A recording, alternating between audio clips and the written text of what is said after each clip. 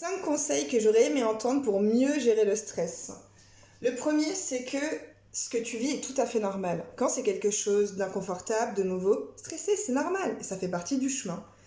C'est à partir du moment où tu te dis que t'as pas envie, que c'est pas normal de stresser, que déjà d'office, ça va augmenter. Donc, dis-toi une chose et dis-le à haute voix, c'est très bon pour le cerveau, je stresse et c'est normal. C'est tout à fait normal. Demande-toi à ce moment-là, justement, rappelle-toi pourquoi tu vis ça. Pourquoi là actuellement tu es en train de vivre ce stress et pour atteindre quoi? Si par exemple tu es en examen, si tu dois parler devant des personnes, si tu veux tester, si tu veux, tu es en train de tester, tu fais un nouveau job ou tu testes quelque chose, ben dis-le toi en fait. Dis-toi, mais c'est tout à fait normal, c'est parce que je suis en train de vivre cette nouvelle expérience, ce nouveau travail. Il y a des gens qui sont devant moi, c'est normal d'être stressé. Tu t'apportes déjà un peu plus de douceur.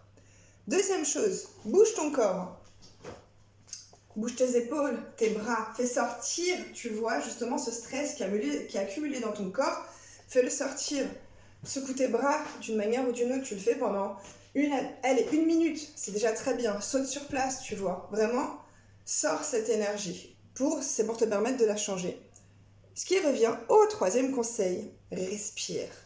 Respire, ça commence par le ventre, c'est pas seulement plexus de là à là, comme on fait très souvent, et je le faisais aussi. Donc c'est vraiment prendre le temps de respirer par le ventre. Et quand tu expires, c'est pareil, ton ventre il sort aussi à ce moment-là.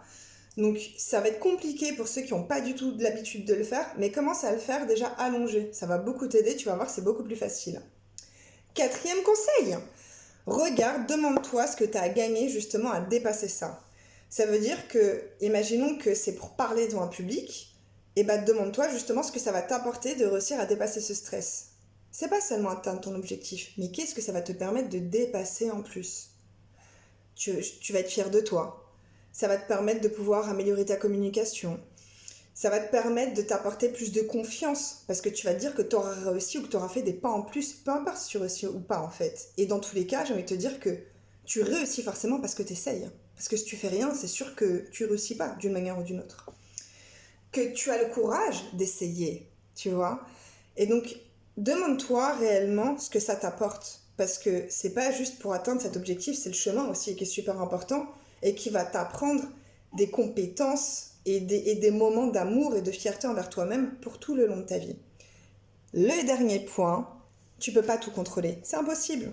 Tu peux pas tout contrôler. Donc, à ce moment-là, c'est avoir ce côté de lâche le perfectionnisme. Lâche-le. Lâche-le. Arrête de te demander de tout bien faire, de tout faire parfaitement. Et dis-toi juste, j'essaye et c'est déjà super bien et je suis déjà super courageuse par rapport à ça. Ah, dernier conseil, un bonus.